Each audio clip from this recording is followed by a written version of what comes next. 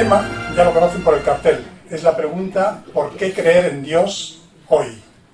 Esta pregunta en realidad es la pregunta más radical, más existencial que una persona puede plantearse, puesto que plantear la existencia de Dios significa remitirnos a la cuestión sobre el sentido de nuestras vidas, su origen, nuestro origen, su destino, nuestro destino.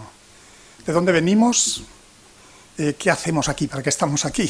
¿Hacia dónde vamos? ¿Qué va a pasar con nosotros si es que va a pasar algo después de nuestra muerte? ¿Qué sentido tiene la vida?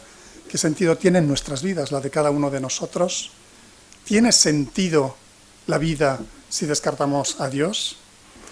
Es, como digo, esta la pregunta más radical y más existencial. Precisamente por eso no es una pregunta de una u otra cultura de las muchas que han existido en este planeta, sino que es una cultura, la antropología lo demuestra, de todas las épocas y de todos los lugares, sin excepción. Todas las culturas se han relacionado con la idea de Dios, con la trascendencia. Precisamente por eso Aristóteles decía que el ser humano no es solo un animal racional y un animal social, sino que además es un ente religioso.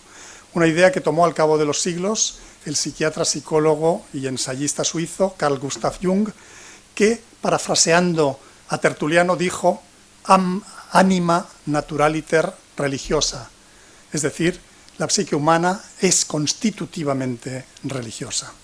Sobre el tema de la existencia de Dios, tres posturas posibles o básicas. La del ateísmo, Dios no existe. La de la fe, Dios existe, y existe a veces para algunas personas por consideraciones racionales. La estructura del átomo mismo, pero no digamos la grandiosidad del universo, apuntan a que detrás hay un diseño inteligente. La complejidad del universo apunta a que es un efecto de una causa extraordinaria, de una primera causa a la que llamamos Dios. Algunos, nuestro amigo Vicente Mojica, le convence mucho el argumento de que una lluvia de átomos no puede organizarse en personas, en planetas, en sistemas solares, en galaxias, con esa perfección en las órbitas y todo lo demás. Pero a mí me parece muy original también la razón para creer de un converso. El Premio Nobel de Fisiología y Medicina de 1902, el médico Alexis Carrel, que se convirtió tras tratar personalmente como médico un milagro fulminante en Lourdes, y que cuando le preguntaron si creía y por qué creía, dijo algo que me parece muy original pero muy pertinente. Dice, yo creo en Dios porque no soy tan crédulo como para ser incrédulo. Junto al ateísmo, no existe Dios, y a la fe, Dios existe, está por supuesto la postura del agnosticismo, una palabra que se forma por el prefijo a, que denota negación, y por gnosis, conocimiento, es decir, que el agnóstico es el que en las encuestas no sabe o no contesta. Es el que dice, yo no puedo decir o no puedo afirmar ni negar la existencia de Dios, es algo que me desborda, o incluso algunos agnósticos van hasta el punto de decir, nadie puede afirmar la existencia o la inexistencia de Dios, puesto que es un absoluto, por tanto, algo que desborda las capacidades de entes limitados como somos nosotros. Para tratar de estos temas tenemos dos ponentes, ya lo ha dicho don Jerónimo Gay, excepcionales. Don José Ignacio Munilla Aguirre, obispo de esta diócesis de Orihuela-Alicante, y don Jesús Herrero Yagüe, un intelectual destacado y persona además que no es un novato en estas lides, puesto que ya ha hablado de agnosticismo, explicando las razones de su agnosticismo, del agnosticismo en diversos foros. Don José Ignacio Munilla Aguirre nació hace 61 años en el barrio de Inchaurrondo de San Sebastián. Fue ordenado en 1986 por Monseñor José María Setién. Su primer destino fue la localidad guipuzcoana de Zumárraga, en donde fue sucesivamente coadjutor en la parroquia de Nuestra Señora de la Asunción y párroco en la parroquia del Salvador. En estos tiempos simultaneó su trabajo en las parroquias con la obtención de la licenciatura en Teología Espiritual en la sede de Burgos de la Facultad de Teología del Norte de España. Con 44 años fue consagrado obispo de Palencia, en aquellos momentos el prelado más joven de España. Sucedió en esa diócesis palentina a don Rafael Palmero Ramos, que en ese momento se vino para acá, terminó aquí su periodo episcopal de su vida y también sus días. Falleció hace un par de años y, como muchos saben, está enterrado en la capilla del Santísimo de la concatedral de San Nicolás de nuestra ciudad. Como obispo, primero, tras unos pocos años en Palencia, pasó a la diócesis suya de origen, a San Sebastián, donde estuvo 12 años, y hace un año exactamente casi el 12 de febrero del año pasado, tomó posesión de la diócesis de Orihuela-Alicante, en la que lleva, por lo tanto, solo un año, aunque dé la sensación de que lleva una década. Y es que, como dicen muchos, es una persona hiperactiva, yo más bien diría una persona hiperdisponible, porque cuando Gea le preguntó si se prestaría a dialogar con un no creyente sobre la fe, su reacción fue, literalmente, casi creo recordar, bueno, yo no soy un teólogo ni un pensador, me considero más bien un catequeta o un divulgador, pero encantado de dialogar con Jesús como dos buscadores de la verdad. Jesús Herrero Yagüe.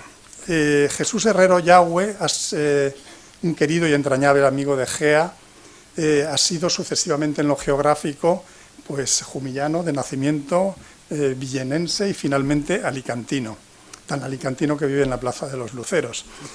Es una persona judeófila, es una persona anglófila, ha dado conferencias sobre Chesterton, al que admira mucho, tiene un fino humor inglés, van a verlo inmediatamente, y es una persona pues, que tiene una biblioteca extraordinaria, es un lector voraz, su casa es toda ella una biblioteca, pero además, y es la razón por la que está aquí, es un agnóstico recalcitrante, y digo recalcitrante porque está rodeado de creyentes por todos los flancos, y además es un agnóstico, pues, yo diría casi profesional. Una vez me confesó, dice, es que yo ya no me puedo convertir, es que se me va abajo el chiringuito, se me va abajo el negocio.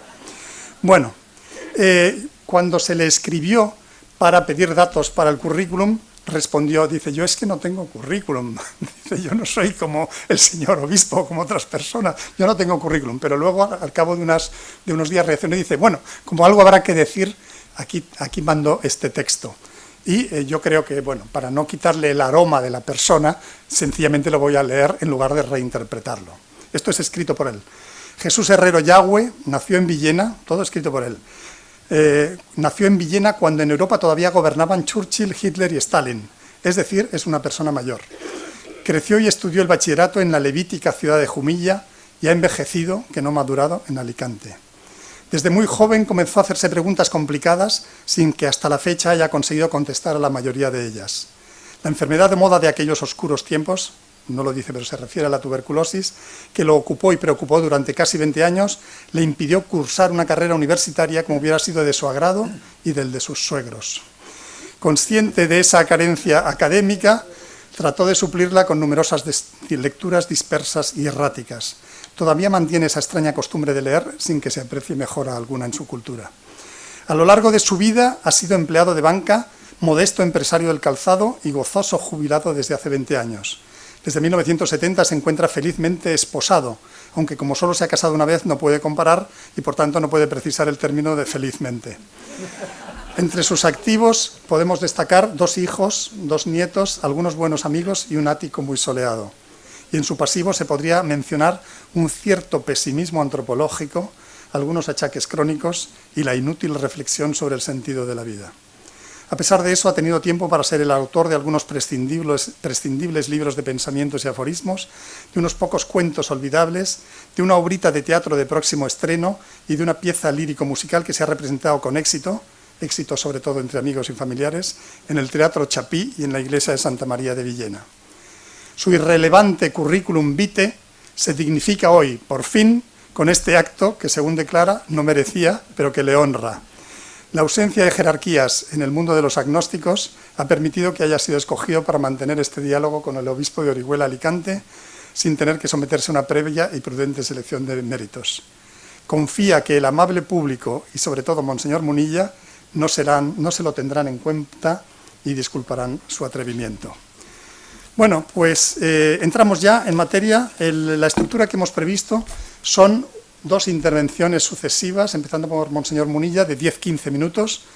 10 minutos haré un pequeño gesto a guisa de tarjeta amarilla y en los 15 un gesto más ostensible a guisa de tarjeta roja para respetar así los tiempos y poder encauzar el debate tal como está previsto. Habrá una segunda ronda de intervenciones ya más breve, de 5-8 minutos, también con las respectivas tarjetas en forma de gestos del moderador y ahí ya pasaremos al coloquio. Yo creo que sin más preámbulos vamos a lo que queríamos llegar.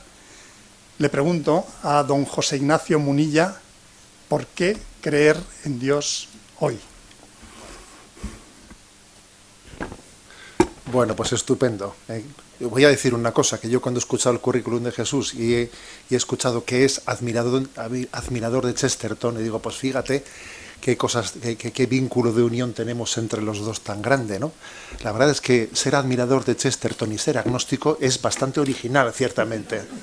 O sea que Jesús original lo eres, ciertamente. Bueno, pues gloria a Dios y muchas gracias a todos por vuestra asistencia. Y voy a comenzar por hacer pues un punto de partida, ¿no? Y es que voy a decir que existe una simpatía elemental entre el creyente y el agnóstico, por cuanto nosotros concebimos la fe como un don. A ver, la fe es un regalo.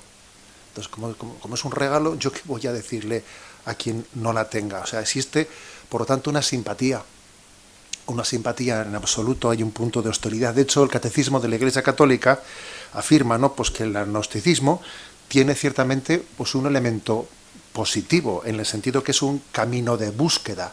Y es muy conocida la frase que Benedicto XVI pronunció en su discurso de Friburgo cuando dijo: un agnóstico puede estar más cerca de Dios que un creyente rutinario. Ojo, esa es una frase de Benedicto XVI, todo un elogio.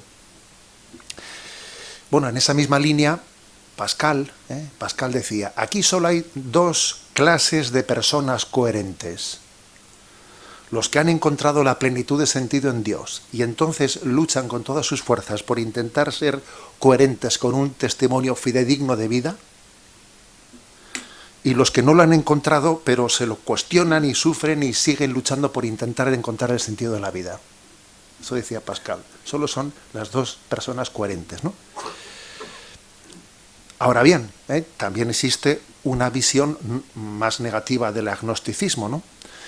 En el sentido de que hay otro tipo de agnosticismo que no es el que busca y no encuentra, sino también existe un tipo de agnosticismo que es hijo del indiferentismo, que huye de la última pregunta por el sentido de la existencia. Existe también un agnosticismo que nace de la pereza de la conciencia moral, porque es innegable que preguntarse por Dios compromete, vaya que se compromete, ¿no? Y existe el riesgo de huir de ello, ¿no? En cualquier caso, ¿no?, aunque exista, como es nuestro caso, obviamente, ¿no?, pues una simpatía de partida entre el creyente y el agnóstico, no podemos olvidar que para nosotros los católicos la fe no la entendemos meramente en un sentido fideísta. Yo tengo fe, tengo ese don, tú no lo tienes, pues venga, vamos a tomar un vino, no tenemos nada más que hablar. No, eso obviamente no nos quedamos ahí, porque entendemos los católicos, por lo menos entendemos que la fe tiene también algo de razonable. Luego hay que hablarlo, hay que hablarlo, no meramente decir yo creo, tú no crees, nos respetamos, no, hay que hablarlo, tiene algo de razonable, ¿no? Así que más allá de la simpatía late también un desacuerdo razonable entre nosotros, y por eso estamos aquí, por eso estamos aquí. El status questionis, ¿no? ¿Cómo está la cuestión hoy en día? Bueno, pues yo diría, en mi opinión, hoy en día, más que ateísmo, lo que hay es indiferencia en nuestro tiempo. Indiferencia, ¿no? Hay ausencia de Dios, como si Dios estuviese exiliado. No se habla de él, porque yo creo que hacer este encuentro y hablar como vamos a hablar de ello es novedoso en este momento, que es afrontemos la cuestión del sentido. Hay una pregunta clave, esta pregunta hay que hacérsela. El que no se haga esta pregunta se está metiendo la cabeza debajo del ala. Yo creo que hemos pasado, ¿no?, del ateísmo a no preguntarnos, y eso es fatal, es fatal. Esto, sin embargo, tiene un contraste muy grande, y el contraste es que la concepción materialista sin Dios provoca un gran vacío interior, y entonces florece, al mismo tiempo que esa indiferencia, florece el fenómeno de la nueva era, con sus múltiples variantes, que es una especie de sucedáneo de religiosidad sin Dios. Del Cristo sí, Iglesia no, de aquellos años 60 o 70 se ha pasado a espiritualidad sí, religión no. O sea, una espiritualidad que se puede entender sin la existencia de Dios, ¿no? es una espiritualidad de consumo privado, como si fuese una terapia relajante antiestrés, de quien hace su zen, pero sin fundar la existencia, sin fundar el sentido de la vida, la existencia de Dios, y sin hacer presente a Dios en la vida pública, ¿no? Construyendo la cosmovisión de la vida al margen de Dios, y eso sí, luego recurriendo a mis sesiones de relajación de nueva era. En la práctica, y esto me lo habéis escuchado algunos decir muchas veces, en mi opinión, en nuestro contexto, la frontera entre la creencia y la increencia no está tanto en decir existe Dios o no existe Dios, cuanto en decir Dios ha hablado, Dios se ha dado a conocer, hay noticia de Dios. Para mí el elemento que marca la diferencia entre la creencia y la increencia es la revelación. ¿Dios se ha dado a conocer o no? Porque claro, hablar de que alguien crea en una energía infinita, pero esa energía infinita es que tampoco cambia tu vida, ¿sabes? Y esto es importante, la conciencia de que Dios haya hablado y se haya manifestado es importante, porque también eso nos define qué concepto de Dios tenemos, porque es importante saber de qué concepto de Dios hablamos cuando alguien dice creo en Dios o no creo en Dios. Pero claro, depende de qué concepto tengas de Dios, pues es que igual ser ateo pues casi puede ser algo positivo, porque si el concepto de Dios es nefasto, por eso la revelación es clave para entender que nosotros creemos en un Dios Padre que se ha revelado en Jesucristo, y entonces entendemos pues que la lectura relativista que viene a decir, ¿no?, de que todas las religiones son iguales, y claro, pues es un error.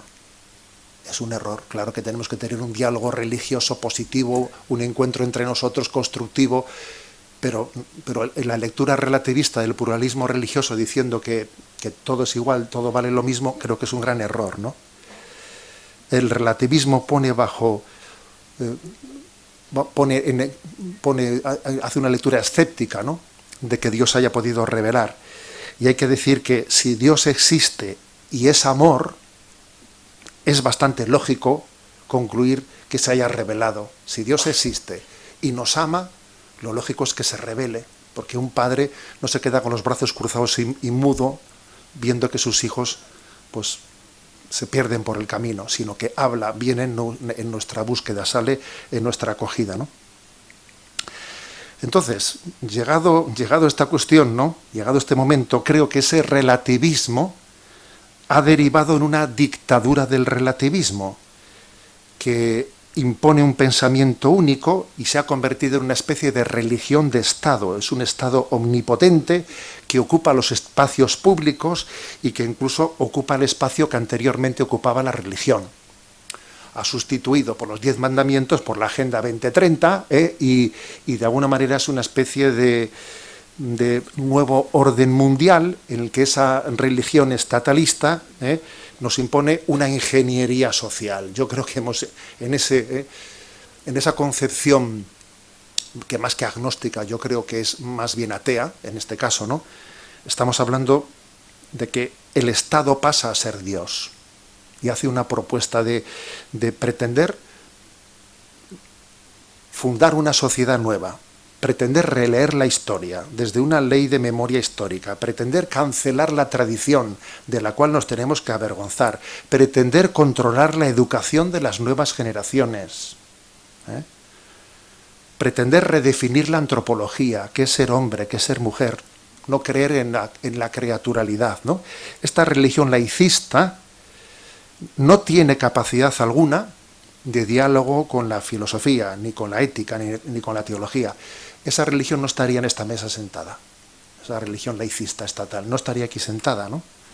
Basta recordar cómo todas esas nuevas leyes del nuevo orden mundial van siendo aprobadas sin diálogo, sin dictámenes de consejos consultivos, sin comités de bioética de ningún tipo, ¿no? Por ejemplo, como la ley de eutanasia, pues fue aprobada en plena pandemia sin ni siquiera haber pedido al Comité Nacional de Bioética un informe, que lo elaboró por iniciativa propia y sin que el gobierno se lo pidiese ni quisiese acogerlo, ¿no?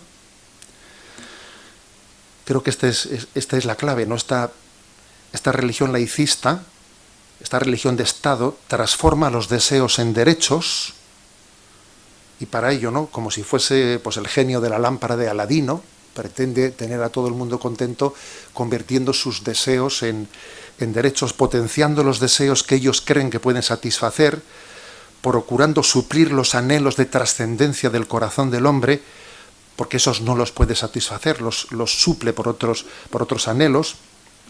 Incluso en esa nueva religión de Estado, la cultura de la cancelación que estamos viendo, porque bueno, hemos tenido suerte y no nos han cancelado este acto, porque hoy en día, el otro día tuve un encuentro con los universitarios de la Complutense, ¿no?, y era por Zoom, pero ahí ya fueron a cancelar el acto. Estamos en esas, ¿no? Vas a hacer una intervención ante los alumnos de la Complutense y allí van a cancelar el acto, ¿no? La cultura de la cancelación se ha convertido en una especie de policía moral de la religión de Estado, del nuevo orden mundial. Bueno, y a mí me suena esto, ¿sabéis a qué me recuerda cuando uno hace esta descripción de la situación? Pues me viene a la mente, inevitablemente, aquel pasaje del Génesis del pecado original, ¿no? La pretensión de ser como dioses en el conocimiento del bien y del mal. El hombre niega a Dios y pretende él constituirse en Dios, ¿no? En un Dios que pretende redefinir la existencia, ¿no? Con este panorama, con la que está cayendo, ¿no?, pues, ¿cómo hablar de Dios en medio de esta gran crisis cultural en la que estamos inmersos? Pues yo creo, aunque diré algo más, ¿no?, en la segunda intervención, pues que yo creo que lo más natural es que introduzcamos el tema de la existencia de Dios hablando de la crisis del sentido. La crisis del sentido. Tenemos muchos elementos para decir hay una crisis de sentido muy grande. La crisis de salud mental que vivimos, que es muy grande. España es el país del mundo que tiene un índice de consumo de ansiolíticos más grande. Hay una epidemia de crisis de identidad grandísima, rupturas familiares de una manera increíble. La ruptura de la familia genera una inestabilidad en nuestra vida impresionante, ¿no? Necesitamos aprender a amar. ¿No será, uno hace una pregunta, ¿no será que si cortamos el cordón umbilical con Dios, que es la fuente del sentido de nuestra vida, que nos une a la trascendencia, perdemos el sentido de la vida? ¿No será que el sentido de la vida está unido a Dios como autor y fuente de la vida? Permitidme un mini excursus que he escrito aquí. El anhelo de trascendencia que llevamos en lo más íntimo de nuestro ser no puede responder a una deriva evolutiva de la especie humana, en la que, por cierto, se contradeciría el principio darwiniano de que la adaptación de las especies a su entorno, porque el deseo natural de trascendencia humano le convierte más bien en un inadaptado, sino que el deseo de trascendencia responde al diseño natural con el que fuimos creados y que se niega a desaparecer, por mucho que estemos procurando de forma artificial desde el materialismo que se niegue el sentido de trascendencia del hombre, ¿no? ¿Cómo se entiende ese anhelo de trascendencia si solo somos materia? ¿Cómo se entiende eso? Por eso creo que una manera de introducir el tema de Dios es desde la clave del sentido. ¿Qué sentido tiene mi vida, no? Porque solo cuando sabemos que venimos de Dios y que volvemos a Él, que venimos del amor y tenemos la vocación al amor eterno, es cuando somos capaces de dar lo mejor de nosotros mismos. Y así uno entiende, ¿no?, pues que lo nuclear del Evangelio, ese mensaje de Jesús del amor, que Jesús es el ser para los demás y nos enseña el amor de agape, el amor de olvido de nosotros mismos y de entrega a los demás, que somos felices cuando nos olvidamos de nosotros mismos y amamos con un amor gratuito. Ese mensaje de Jesús se integra a la perfección en el diseño original con el que fuimos creados. Fuimos creados por el amor y para el amor.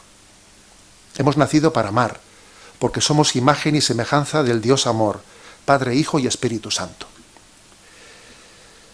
San Agustín descubrió, buceando en su interior, que el hombre se torna problemático para sí mismo cuando no ha descubierto a Dios como el sentido de la vida. En el capítulo 10 de las Confesiones dice: me he convertido en un problema para mí mismo. No me entiendo. ¿Qué sentido tiene mi vida, no? Él se entiende a sí mismo cuando encuentra a Dios, ¿no? Aquello que dice Romano Guardini, ¿no? Solo quien conoce a Dios conoce al hombre. El hombre es un jeroglífico, el hombre es incomprensible, ¿no?, si no ha conocido a Dios, ¿no? Por lo tanto, me atrevería a decir, ¿no?, que la contraposición entre la visión antropocéntrica y la visión teocéntrica es una trampa ideológica. Es una trampa ideológica. Dios funda la dignidad del hombre. Dios la funda. ¿En qué fundamos la dignidad del hombre, no? ¿Quién es el que se considera con la autoridad de definir la dignidad del hombre? ¿Las urnas? ¿Los tribunales? ¿El dictador de turno? Señores magistrados del Constitucional, ustedes son, los que dicen ahora el nasciturus tiene derecho, no tiene derecho a la vida. Ustedes se consideran con la capacidad de definir o fundamentar la dignidad del hombre, ¿no? Lo cierto, fijémonos, es que es Dios el que fundamenta la dignidad del hombre, ¿no? Y que la dignidad del hombre se queda desprotegida plenamente, ¿no?, cuando nos olvidamos de ello.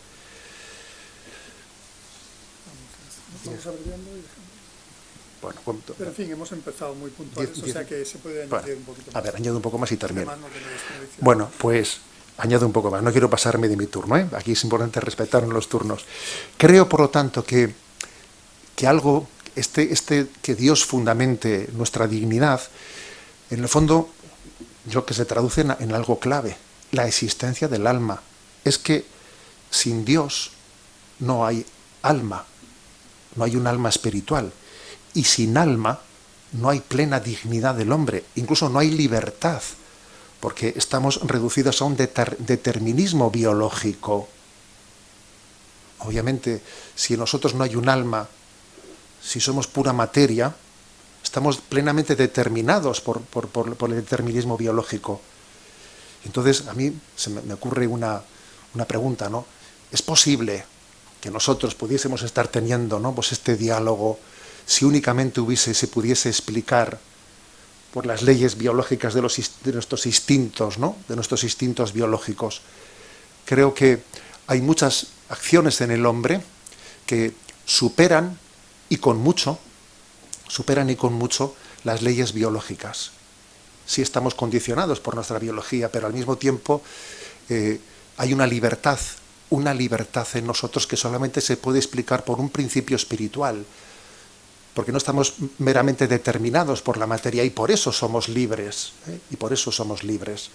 Y por eso la contradicción de que nunca, como ahora se ha hablado tanto de libertad, y nunca hemos sido tan esclavos, y nunca hemos tenido tantas adicciones, porque cuando la libertad no se fundamenta espiritualmente, pues estamos esclavos del determinismo biológico que nos atrapa, y estamos llenos de esclavitudes, ¿no? Por eso no me atrevo a decir que es Dios el que fundamenta la dignidad del hombre. Y voy a poner un ejemplo antes de callarme, que es el de los gemelos univitelinos. Sabemos que los gemelos univitelinos, bueno, pues los que se llaman también monocigóticos, se producen por la fecundación de un solo óvulo que después se divide para formar dos bebés. Pero claro, tienen un código genético exactamente el mismo. Los gemelos univitelinos tienen exactamente el mismo código genético.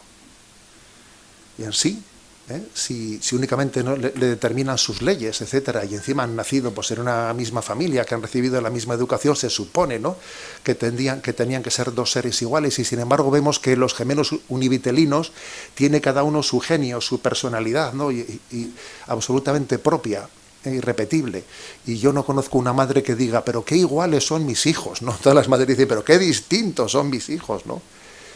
Incluso las madres de los gemelos univitelinos, ¿no?, que incluso hay un caso histórico estadounidense de dos hermanos gemelos univitelinos, que uno fue un conocido criminalista y otro fue un criminal y acabó sus días pues en una prisión en Estados Unidos, ¿no? O sea, es decir, que creo que es la condición espiritual del hombre, el alma del hombre, que no puede provenir de la materia, porque de la materia no proviene el espíritu, la que en última instancia funda la dignidad del hombre. Y a los hechos me remito, porque creo que estamos siendo testigos de cómo cuando olvidamos la dignidad del hombre y de su alma, estamos personificando a los animales y animalizando a los hombres. De alguna manera hemos perdido la conciencia de dónde está la singularidad espiritual del hombre, y entonces no sabemos si nuestra dignidad es verdaderamente sustancialmente distinta de los animales, ¿no? Y a los hechos me remito, ¿no? Como cuando estamos viendo pues el carrito del bebé ocupado por un niño atravesando pues el paso de peatones, el paso de peatones, y dice uno, aquí algo está fallando, hemos perdido la conciencia de dónde está la dignidad singular del ser humano, ¿no? Bueno, ahí lo dejo, creo que no existe, es una falsa contraposición entre la visión teocéntrica y la visión antropocéntrica, no existe esa contraposición, ¿no? Creo que es Dios el que funda la dignidad del hombre, y en el fondo esa contraposición entre teocentrismo y antropocentrismo, en el fondo, pues es la encarnación en la que el Dios y hombre verdadero, Jesucristo, es el que manifiesta el rostro de Dios al mismo tiempo que dignifica, ¿no?, la imagen del hombre, nos hace entender cómo la divinidad y la humanidad están llamadas a vivir tan unidas como en Jesucristo han formado una única persona. Esa creo que es mi teoría. Y te escuchamos con mucho cariño, Jesús. Bueno, me permite, Jesús, yo venía aquí decidido a ejercer el rol de moderador con contundencia, como un guardia de la porra, pero dos razones me han llevado a no hacerlo. Son 5 minutos más. Primero, que yo creo que hubiera sido un crimen intelectual interrumpir esta alocución, y dos, que hemos empezado antes de la hora, 3 o 4 minutos antes de la hora, en consideración a las personas que ya están aquí y sobre todo las que están de pie. En consecuencia, gozamos de más tiempo del previsto porque habíamos pensado en un cuarto de hora académico y tal, hasta que la gente fuera llegando. O sea que, Jesús, es su turno, y si se añaden 5 minutos más, pues no pasa nada.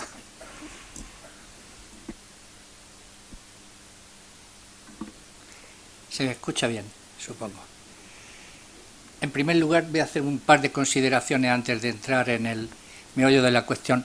La primera es que si hay algún creyente entre el público, por favor que me dedique una oración, porque nunca me la he visto tan complicada como esta tarde. No estoy acostumbrado a debatir con un obispo o a dialogar con un obispo. Procedo de una edad en la que un obispo era inalcanzable, y ahora, en cambio, por lo que veo, pues sin ser nadie he podido conseguirlo. Me gustaría también decir que estoy muy agradecido a su presencia, porque cuando a mí me convocaron para este encuentro, me lo convocó mi presidente y me dijo, voy a intentar una entrevista con el obispo, ¿te parece bien? Yo, por no decirle que no a mi presidente, dije que sí, en la confianza de que el obispo no iba ni muchísimo menos a aceptar enfrentarse o compartir mesa con un absoluto anónimo, como es mi caso, ¿no? Así que mil gracias de verdad, mil gracias a Fernando, que para los que no lo conozcan es una de las grandes autoridades que hoy está en esta sala. Si mi madre se enterara de esta reunión, pues estaría orgullosa de mí, pero si yo le dijera que soy la parte contratante de la segunda parte del obispo, no sé si estaría tan satisfecha, porque claro, yo no he venido aquí a compartir las tesis del obispo, aunque algunas he visto que sí que podríamos negociarlas, pues otras lógicamente no estoy con él, y si no, no existiría esta reunión, evidentemente. Quiero destacar que yo, que ya estoy cerca de los 80, y el obispo acaba de inaugurar su madurez juventud con esta década de los 60, pues hay una diferencia de edad sensible. Yo quiero tranquilizar a los seguidores del obispo. No pienso aprovecharme de esa diferencia de edad para tratar de convencerlo, de verdad. Pero, si lo consiguiera, reconozco que sería para mí un auténtico orgullo, una auténtica satisfacción, porque eso, ya que no tengo currículum, como ha reconocido Fernando, eso sí que sería una parte de acabar bien un currículum que no has tenido al principio. Decía Emerson que en ningún debate histórico se ha convencido, al contrario, solo con argumentos. Y es verdad, yo no registro, salvo la caída del caballo de Saulo, y aquello no fue un argumento especialmente de diálogo, pues no creo que sea fácil convencer, al contrario. Pero sí que es bueno, entiendo, que es bueno que expongamos los puntos de vista, porque existe una mala prensa sobre, por ejemplo, el agnosticismo, y yo creo que muchas veces por desconocimiento.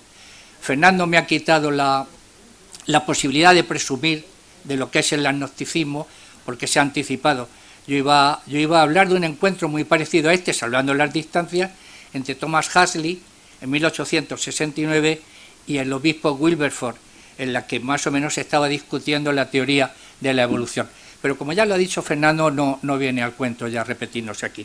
Así que, con el permiso de ustedes y dada mi edad, mi mala memoria y la poca seguridad en mí mismo que tengo, en lugar de hablar con la vehemencia que consigue hacerlo el obispo, que todos los días se ensaya, no nos engañemos, yo apenas si he tenido 10 minutos delante del espejo, pues voy a leer mi intervención en el ánimo de que me gustaría tener efectivamente la facilidad de poderlo hacer sin leer, pero soy muy tímido, así que me van a disculpar. Los organizadores de este encuentro nos convocan con una pregunta muy concreta. ¿Por qué creer en Dios hoy? Confío que el señor obispo tenga muchas respuestas a esa pregunta, si no, la hemos hecho. Porque yo lo tengo bastante más difícil, entre otras cosas porque no soy creyente, como ya ha quedado claro. Así que creo que hoy estoy aquí para ejercer un poco de contrapunto a las creencias religiosas, o al menos a las teístas, es decir, a la creencia en un Dios. Aunque con absoluto respeto, por supuestísimo, con las opiniones contrarias, que yo supongo son mayoría esta tarde. En primer lugar, me gustaría analizar un poco la pregunta. Yo creo que la pregunta precisa debería haber sido simplemente ¿por qué creer en Dios?, sin añadir el adverbio hoy. Al acotarla temporalmente, creer hoy, damos por presupuesto que hasta ahora era normal creer en Dios, pero que nos preguntamos con cierta duda si lo seguirá siendo en estos tiempos tan curiosos. Casi nos obliga a profundizar en ese detalle y preguntarnos si hay motivos nuevos para seguir creyendo o para dejar de creer en Dios. Es decir, la pregunta parece dar por sentado que la existencia de esa creencia en Dios es previa a la duda de su continuidad, lo cual es cierto, pero evita preguntarnos el por qué creer en Dios antes de hoy. Pero sobre todo lo primero que debemos preguntarnos es a qué Dios nos estamos refiriendo, y así tomo yo el diálogo de esta tarde. Para mí, en cualquier caso, una u otra formulación de la pregunta tiene la misma contestación. No veo motivos hoy, ni los vi ayer, ni los veré probablemente mañana, para creer en Dios. Y no es una declaración provocativa, sino una realidad que puedo constatar porque soy sincero en esto. Voy a tratar de explicarme. Hay personas como yo que no hemos podido disfrutar de la fe religiosa o de la fe en un Dios creador de todo lo que conocemos. Desde muy joven perdí la fe que quizá tuve en mis primeros años. No lo recuerdo bien, la verdad. Y si la perdí, ¿por qué la perdí? Lo lógico sería sospechar que porque no debía de ser muy intensa ni sólida. Es decir, no me la transmitieron, por lo visto, muy bien. Y después porque no me encontraría cómodo aceptando unos dogmas y siguiendo unos ritos a los que no les veía mucho sentido, con toda franqueza. Recuerdo que ya desde muy joven me hacía muchas preguntas que no sabía responderme. Mis primeras lecturas serias no me llevaron precisamente a mantener la fe. La idea de un Dios creador, eterno, omnipotente, omnisciente, inmutable, omnipresente e infinitamente generoso, no me resultaba fácil de asimilar. No entendía cómo se podía creer en un Dios que no se manifestaba de forma clara y contundente, que exigía una devoción que yo no comprendía, que no me facilitaba ninguna prueba palpable de su existencia, que no me permitía verlo ni entenderlo y que ninguna ciencia que yo conociera había sido capaz de descubrírmelo. Además, era un Dios aparentemente ausente o ajeno a nuestras vicisitudes y desgracias. Como dijo Epicuro, a mi mujer se le ha ocurrido hoy hacerme paella. Y no hemos pensado ninguno que la paella da una sed luego terrible. Y si además está hablando en público, esa sed se duplica, no sé por qué. Como dijo Epicuro refiriéndose a los dioses de su época. ¿Dioses? Tal vez los haya. Ni lo afirmo ni lo niego. Porque no lo sé ni tengo medios para saberlo. Pero sé, porque esto me lo enseña diariamente la vida, que si existen, ni se ocupan ni se preocupan de nosotros. Y es que la creencia en Dios o en una figura o figuras asimilables es tan antigua, tan perdida en la noche de los tiempos, que nos obliga a pensar que ha sido siempre el hombre el que ha sentido la necesidad de creer en una fuerza sobrenatural que explicara todo lo que no entendía, desde una simple tormenta con aparato eléctrico a cualquiera de las otras manifestaciones más complejas de la naturaleza, desde el misterioso origen del universo, que todavía estamos buscando, a la fatídica inevitabilidad de la muerte propia y ajena. En otras palabras, parece que más que ser Dios el que nos ha creado a nosotros, somos nosotros los que lo hemos creado a la medida de nuestras necesidades. Sin embargo, y es un hecho innegable, hay millones y millones de personas de todo carácter y condición que siguen creyendo en Dios en una época en que ya no es ni tan supersticiosa ni tan ignorante como las que dieron el origen a las religiones. ¿Están esas personas equivocadas? ¿Es posible que una creencia divina pueda mantenerse tan arraigada y por tanto tiempo sin sustentarse en una verdad evidente? ¿Nos falta a los agnósticos y mucho más a los ateos algún sentido especial para apreciar lo que otros parecen ver con absoluta seguridad? Aquí mismo, hoy, hay muchos amigos míos a los que aprecio y admiro, entre ellos un sacerdote, sin ir más lejos, que profesan una acendrada fe religiosa o al menos son teístas. ¿Qué me diferencia a mí de ellos? ¿Cómo ellos no tienen todas mis dudas, que a mí me parecen inevitables? ¿Por qué yo no veo ni puedo entender sus convicciones? ¿Son acaso ellos más espirituales, más sensibles, más visionarios que yo? ¿Gozan de un sexto sentido que no está a mi alcance? ¿Qué es lo que se me escapa a mí? Todas estas preguntas me han acompañado a lo largo de mi vida, con más o menos intensidad o frecuencia. La contestación, sin duda alguna, está solo en una palabra monosílaba: la fe. La gracia de la fe, que sencilla y simplemente unos la pueden disfrutar y otros no la podemos compartir. No se trata, por tanto, de centrar este debate entre si existe o no existe Dios, porque desde luego creo que no llegaríamos, al menos esta tarde, a ninguna conclusión evidente, sino en si creemos o no creemos en Dios, que es algo distinto. Yo no creo en Dios. Yo soy agnóstico, nadie es perfecto.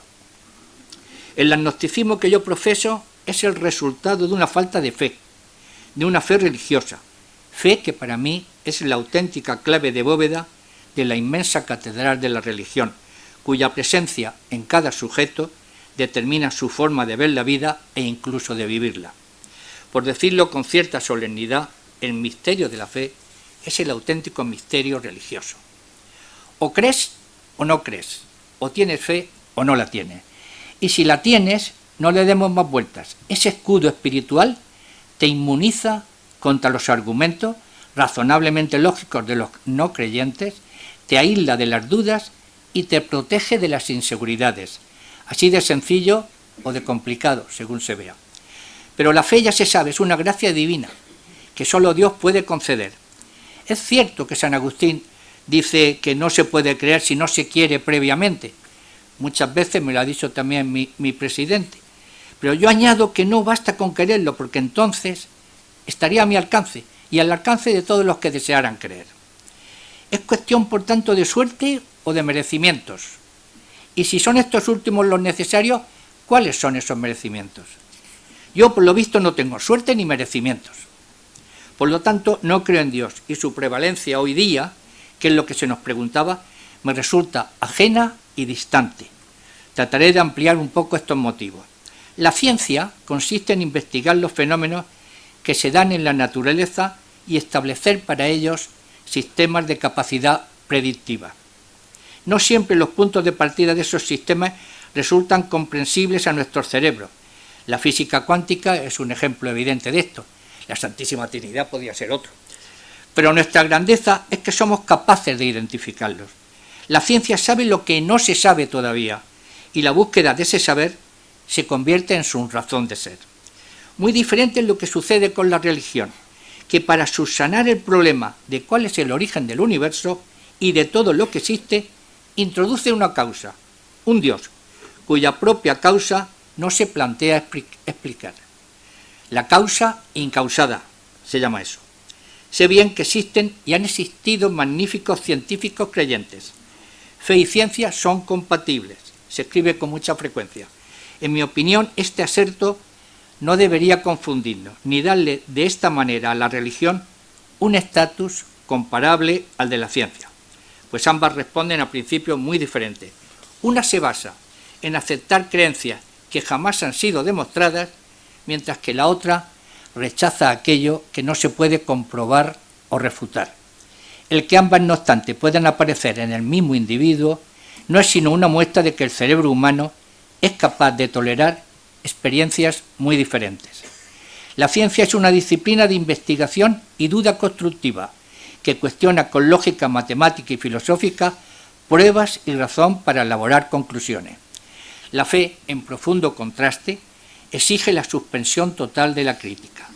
La ciencia establece hipótesis, ideas y modelos, y luego intenta refutarlos o confirmarlos. Un científico constantemente hace preguntas, manteniéndose escéptico. La religión, en cambio, convierte la creencia improbada en verdad incuestionable. A diferencia de la ciencia, la religión prospera sobre misterios no resueltos. En siglos pasados solo se tenía la opción de recurrir a hipótesis sobrenaturales. A partir de hace unos 300 años, la ciencia ha ayudado a despejar muchos de estos misterios insondables. No es difícil, por supuesto, comprender a aquellos que aceptan credos religiosos rechazando las dudas. El temor, la angustia ante lo desconocido, el miedo a una muerte sin trascendencia, el ansia de encontrar cobijo en creencias esperanzadoras, algunas de ellas acompañadas efectivamente de valores éticos admirables, y el calor de la compañía de otros que nos reafirman en esas creencias, en esa fe, es comprensible y en ese sentido respetable, aunque se originasen en un pasado más ignorante de la humanidad. No es este mi caso, lamentablemente. Como ustedes saben, el agnosticismo es una creencia, valga la paradoja, que niega la capacidad del ser humano para confiar en cualquier creencia no demostrable empíricamente o que no esté basada en la lógica científica. En palabras del creador del término, Thomas Harley, que ya mencionaba antes Fernando, el agnosticismo, más que un credo, es un método de aplicación de un principio que viene a recomendar que en asuntos intelectuales debes seguir tu razón tan lejos como ésta te lleve, pero no debes aceptar nada cuya conclusión no sea demostrada o demostrable. En pocas palabras, un agnóstico es aquel que adopta la posición más socrática posible, la de confesar que solo sabe que no sabe nada, especialmente en el terreno de la metafísica, de la teología y de la religión, y que además no cuenta con los medios necesarios para abandonar esa ignorancia. Dice San Pablo en la carta a los Hebreos: la fe es la sustancia de las cosas que se esperan, es decir, la sustancia de la que se alimenta la esperanza. Un agnóstico no alcanza ese tipo de fe, de esperanza. Un agnóstico es entonces aquel que, por razones absolutamente sensatas, en mi opinión, ha acabado rindiéndose ante la férrea dictadura de su razón que no le ha permitido otra opción. En resumen, el agnóstico es un pensador perezoso, pero no por vocación, sino porque ya se cansó de buscar la verdad sin encontrarla y se ha conformado con reconocer que su capacidad no le permite llegar más lejos. Y como la fe no le ha sido concedida, vete a saber por qué, pues se encuentra en tierra de nadie, sin asidero religioso y sin esperanza, podríamos decir. ¿Pero eso significa que el agnóstico sea un indiferente? No. no es indiferente al misterio de la existencia, sino que es una persona sensible a la verdad que acaba diciendo no lo sé, no la encuentro. Hay una importante diferencia entre agnosticismo y ateísmo. No me quiero alargar haciendo valer esta distinción, pero creo que está muy clara para todos ustedes. Un ateo es un creyente inverso, es decir, insiste en que no existe Dios, y lógicamente insistir en demostrar que algo no existe es mucho más complicado que en demostrar que existe. En consecuencia, yo no me considero un ateo, me considero un agnóstico. El padre de Borges, que era como yo un agnóstico, mucho más brillante e inteligente, evidentemente, ya para tener a ese hijo ya hay que ser muy brillante, pues decía una cosa que a mí me cae muy bien, dice: es tan raro el mundo que todo es posible, hasta la Santísima Trinidad. El ateísmo, pues, peca de soberbia, el teísmo de confianza y el agnosticismo de humildad, si me permiten la no humildad de decirlo. Personalmente, al menos, no soy antirreligioso. La prueba está en que todavía no le he levantado la mano al obispo, ¿no? Soy lo que llamaríamos arreligioso, que no es exactamente lo mismo. Yo respeto al creyente, incluso lo envidio. Se lo decía el otro día a Monseñor. No creo en Dios, pero lo echo de menos. Yo no trato de imponer mi duda a nadie, pero me sorprende la seguridad del creyente. Si me fuera posible elegir, es decir, si yo tuviera alguna influencia decisiva sobre mi capacidad para determinar mis convicciones, sin duda alguna elegiría ser creyente. Además es mucho más interesante, me garantiza el futuro. Sería un consuelo permanente, pero es que la fe tiene el mismo inconveniente que el talento, como decía yo un día, que no se puede comprar. En una carta a un amigo, Charles Tinsley, que era un creyente, Halley le dice: yo no afirmo ni niego la inmortalidad del hombre, no veo razón para creer en ella, pero tampoco tengo ningún medio para desaprobarla. Dame alguna evidencia que justifique mi creencia en cualquier cosa y yo creeré. No puedo ver ni una sombra de evidencia acerca de que lo desconocido que se esconde tras los fenómenos del universo tenga algo que ver con nuestra relación con un Padre que nos ama y nos cuida, como dicen los cristianos. Dame una pizca de evidencia y estoy listo para saltar a tu lado. La historia del agnosticismo tampoco vamos a entrar en ella, es antiquísima, pero por citar algunos de los padres fundadores, Abad Lalet, evidentemente, porque la palabra agnosticismo no se crea hasta 1869, jugando con los términos que ha dicho Fernando: gnosis, conocimiento; agnosis, falta de conocimiento. Lucrecio, entre los presentes hay un traductor de Lucrecio que tiene un libro muy hermoso sobre él, escribió De Rerum Natura, que es un auténtico manual de agnosticismo. Antes que él, incluso podemos computar a Pitágoras como un agnóstico, un esotérico poco dispuesto a creer en dioses, pero sí en la divinidad de los números. Y a medio camino cronológico entre los dos teníamos a Epicuro, que era inspirador del primero, del que, por ejemplo, hay una famosa frase que por conocida no sé si debo citar o no, esa que viene a decir: vamos a ver, si Dios está dispuesto a prevenir la maldad, pero no puede, entonces no es omnipotente. ¿Está dispuesto a prevenir la maldad aunque podría hacerlo? Entonces no es sensible al sufrimiento humano.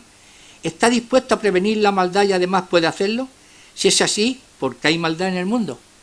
Y si no está dispuesto, ni quiere, ni puede, ¿por qué lo llamamos Dios? Dios permanece en silencio, es mi opinión. Nietzsche decía que había muerto, yo prefiero el silencio, esperando a Godot. Mientras los desastres, el dolor, la guerra y el fanatismo siguen asolando nuestro mundo.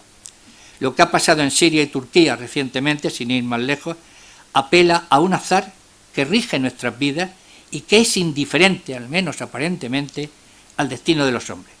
Estamos solos, indefensos, frente a las fuerzas irracionales de la naturaleza que no podemos controlar. Bertrand Russell, no podía faltar citar a Bertrand Russell una tarde como la de hoy, dice: no pretendo probar que Dios no existe, el Dios cristiano puede existir. Igualmente pueden existir los dioses del Olimpo, del antiguo Egipto o de Babilonia, pero ninguna de estas hipótesis es más probable que la otra. Se encuentran fuera de la región del conocimiento comprobable y por lo tanto no hay razón para considerar ninguna de ellas. Borges, mi admirado Borges, lo vuelvo a decir, tiene una irónica frase que yo diría que casi amable sobre la escatología cristiana que no me resisto a citar. Dice: soy agnóstico por modestia. El infierno y el paraíso me parecen desproporcionados. Los actos de los hombres no se merecen tanto. Luego podríamos profundizar en eso porque comparto absolutamente esa aseveración. Las preguntas son: ¿el deseo de trascendencia y de inmortalidad nos tienen que llevar inevitablemente a las creencias religiosas y de estas a los dogmas infalibles? ¿Podemos seguir creyendo en un Dios que no se manifiesta de forma evidente, que parece indiferente a la peripecia humana? ¿Hay detrás de cada fe un deseo humano irredento de no desaparecer del todo con la muerte, sin que eso demuestre la existencia de otra vida después de la que conocemos? ¿Cómo es posible seguir teniendo fe ante la evidencia de un mundo tan cruel, tan injusto, tan incoherente, tan aparentemente abandonado a su suerte? Y acabo con mi argumentación.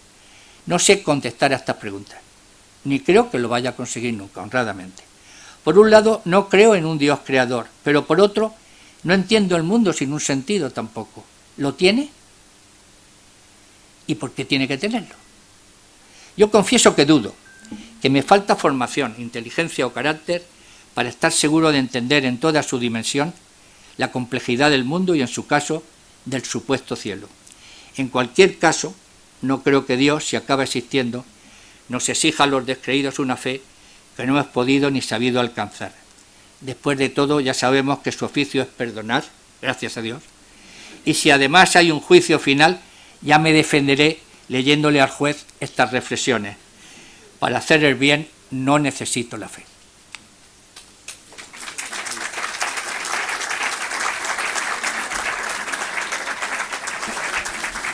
Bueno, los dos han rebosado el tiempo, sí, pero en fin, era imposible interferir y además no era necesario por la puntualidad con que hemos comenzado. Ahora pasamos a una parte en la que sí ya pido atenerse al tiempo de 5 o 8 minutos maximísimo para poder luego participar todos. Y bueno, una parte más fresca porque ya es un poco más improvisada y no tan basada en un texto. Monseñor Munilla. Bueno, pues decías, Jesús, que la fe es como el talento, ¿no? Que no se pueden comprar, ¿eh? Bueno, pero el talento no únicamente se nace con él, también el talento se hace, ¿eh? El talento no solo es cosa de aptitud, también es cosa de actitud, ¿eh? en buena medida, ¿eh? Te lo digo yo, que cuando era pequeño y sonaba el teléfono, salía corriendo porque no quería coger el teléfono y hablar con alguien al que no veía, y mi madre me decía: ¿pero qué va a ser de ti el día de mañana, que tienes que coger el teléfono? Me decía, no, porque me daba vergüenza, ¿no? O sea, también la actitud, ¿no? Pues la aptitud la vamos adquiriendo durante la vida. Lo cierto es que hemos nacido para la búsqueda de la verdad. Y la búsqueda de la verdad es como un ave que tiene dos alas, la fe y la razón, ¿eh? San Juan Pablo II publicó la encíclica Fides et Ratio, ¿eh? Y entonces buscamos la verdad, pero no solo con la fe, también con la razón. Y es como un ave bate sus alas de manera acompasada. Y yo observo que en la medida en que Occidente ha habido un eclipse de la fe, también ha habido un eclipse de la razón. Así de claro. En la medida en que ha crecido el ateísmo y el agnosticismo, ha entrado en crisis la filosofía. Y actualmente no únicamente se está arrinconando la asignatura de religión de los planes educativos. Ojo, también se arrincona la filosofía, también se arrincona la historia, se arrinconan las humanidades, ¿eh? Porque cuando el hombre pierde la fe, nos está demostrando la deriva cultural, que también deja de apoyarse en la razón.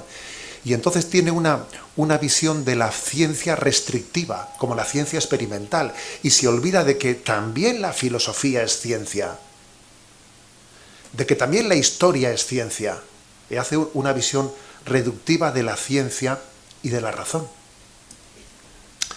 Bien, por eso yo voy a dar dos argumentos más, en mi opinión, potentes de la existencia de Dios, ¿no? Aparte del que he querido dar antes, de la existencia del alma, que es la que funda la libertad del hombre. Queremos ser libres, pero hay que fundamentar esa libertad. Si no, si estamos determinados por nuestra biología, ¿en qué se basa nuestra libertad? somos puro determinismo. Pero hay dos argumentos más. Estamos en un momento en el que admiramos la ecología. Este mundo, gracias a Dios, ha ido generando una admiración de la ecología. Pero no podemos permanecer meramente como espectadores de la ecología. Tenemos que entender que esa sensibilidad ecológica nos lleva a preguntarnos por el orden de la creación, que es fascinante. Fascinante. Y os voy a leer el mensajito, los que me conocéis sabéis que mando diariamente un mensaje a redes sociales, y hace un ratito antes de venir para aquí, pues he mandado un vídeo de 1 minuto en el que se habla del principio antrópico. Claro, el principio antrópico es, parece que este universo de 100.000 millones de galaxias, con 100.000 millones de estrellas, cada una de ellas, que ya se dice fácil, parece que todo él hubiese sido diseñado para que aquí nosotros pudiésemos existir, ¿no? Y entonces ese mensaje que he enviado a redes dice, si la órbita de la Tierra se acercase 1 kilómetro hacia el Sol, arderíamos. Si se alejase 1 kilómetro, nos congelaríamos. Cada detalle de la galaxia ha sido perfectamente diseñado. El equilibrio entre materia y antimateria es preciso hasta en una 10 millonésima parte para poder sostener la vida. La probabilidad de que haya vida en este ambiente es 1 entre 1000 millones. De que haya vida inteligente con conciencia que pueda discernir entre el bien y el mal es aproximadamente 1 entre 1 trillón. Si se toma una proteína, los aminoácidos deben de estar perfectamente alineados. Ni siquiera la ciencia moderna puede hacerlo. La probabilidad de que una proteína se forme al azar es de 10 a la 64ª potencia. El ADN es tan astronómicamente complejo que ningún cálculo ha podido unir de manera tan perfecta, ningún cálculo humano. Termina diciendo, ¿no? En ese orden de la creación, en ese orden, la probabilidad de que el azar sea la explicación última, pues es algo tan contradictorio como si fuésemos a las cuevas de Altamira y en esas cuevas viésemos, ¿no?, pues todas las pinturas rupestres, y en vez de concluir que el hombre primitivo las ha pintado, dice un hombre, ¿pero por qué concluyes que el hombre primitivo las ha pintado? Podría ser perfectamente que ha habido una reacción química de las rocas calcáreas y casualmente, pues por azar, han surgido pues esas formas diseñadas de esos... Pero es que mira, es que hay más. Y dice, no, puede ser perfectamente por una probabilidad de azar que ciertamente sería muy inferior a este azar que sería necesario para explicar toda la complejidad del universo, ¿no? Pero, sin embargo, nosotros diríamos, no aceptaríamos tal posibilidad, porque decimos, no, aquí hay un diseño inteligente. Esos dibujos de las cuevas de Altamira no pueden haber surgido por casualidad, son un diseño inteligente. Bueno, y si eso lo decimos de unas pinturas rupestres que están en unas cuevas, ¿cómo es posible que no concluyamos de la misma manera cuando intentamos explicar no ya unas pinturas, sino la existencia de la inteligencia misma que nos está llevando a tener este debate? Por eso creo que el cuestionamiento por el orden y la maravilla de la creación, y precisamente cuando nos llama la atención, ¿no?, y cuando entendemos que un terremoto nos socava, ¿no?, nos socava nuestra sensibilidad, ¿no?, precisamente entendemos que es un desorden porque en ese inmenso orden del cosmos precisamente nos llama la atención el que exista ese desorden en un momento determinado, ¿no? Como nos llama la atención la ceguera y no cuando estamos pudiendo vernos todos mutuamente entre nosotros. Y creo también que al mismo tiempo otro argumento importante, ¿no?, necesario para fundar nuestra humildad, porque creo que la humildad y la dignidad del hombre tienen que ser fundadas al mismo tiempo. Mi dignidad pero humilde, es el argumento de la contingencia. El hecho de que nosotros no existimos por nosotros mismos, sino existimos por otro. Ese otro existe por otro. Pero obviamente no se puede uno retrotraer en esa cadena infinitamente, porque entonces nunca hubiese comenzado esa cadena. Tiene que existir un ser necesario, no contingente, sino necesario, que haya dado la razón de ser a los demás seres, porque si no, nunca hubiese comenzado esa existencia, ¿no? Es decir, que es que el argumento de que no somos contingentes, existimos porque hemos sido creados, la existencia nos ha sido dada por un ser creador, funda nuestra creaturalidad, funda nuestra humildad y funda nuestra dignidad. Mi dignidad está en que he sido creado por Dios a su imagen y semejanza, y funda mi dignidad. Yo soy criatura. Por eso a mí me suele gustar, ¿no? Pues así con un poquito de ironía, un poquito de ironía, no tan inglesa como la tuya, ¿no? Pero bueno, dice: Dios existe y no eres tú, relájate.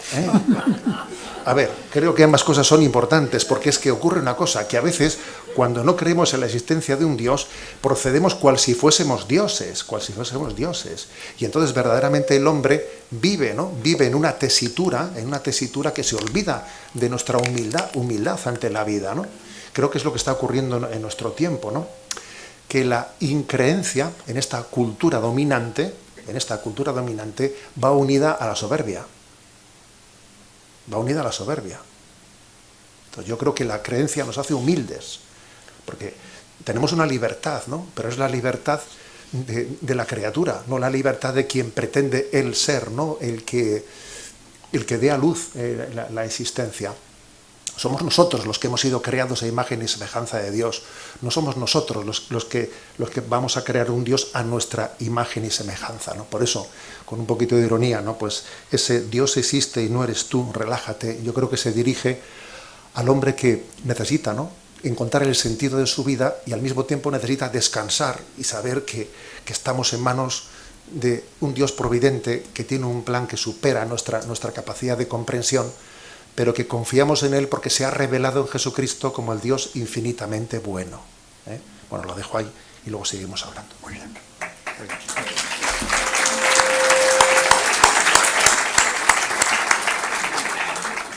Muy bien. Tengo un problema de forma. No sé si te puedo hablar de tú o... Es que lo de Monseñor me cuesta y efectivamente interrumpe un poco una relación que yo quiero que sea efectivamente fluida.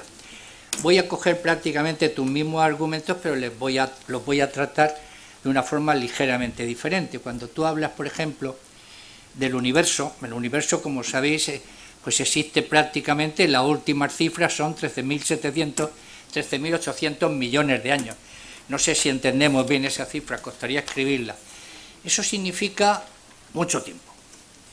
Yo, si existe Dios, le quisiera creer un poco lógico. Mi primera pregunta sería, vamos a ver, ¿a qué Dios se le ocurre, si su fin último es la creación del hombre, a qué Dios se le ocurre empezar 13.700 millones antes de que aparezcamos en la tierra el hombre?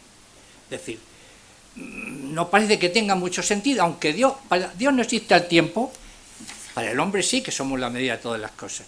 13.700 o 13.800 millones son muchos años para que Dios haya tardado y ha dicho, anda, si me falta el hombre por hacer. Eso por un lado.